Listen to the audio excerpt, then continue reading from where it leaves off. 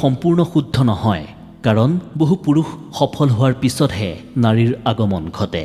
অধিকাংশ বিফল পুৰুষৰ জীৱনতে আজি নাৰী নাই।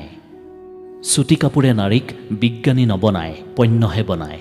এগৰাকী নাৰীৰ অশালীন পোছাক আন এগৰাকী নাৰী নিৰ্যাতিত হোৱাৰ কাৰণ।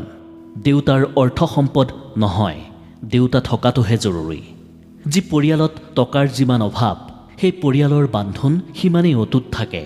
এটা মধ্যবিত্ত পৰিয়াল অনেক ষ্ট্ৰাগল আৰু ছেক্ৰিফাইচৰ মাজেৰে আগবাঢ়ে, য'ত পিতৃ হৈছে ষ্ট্ৰাগলৰ কিং আৰু মাতৃ হৈছে ছেক্ৰিফাইচৰ কুইন।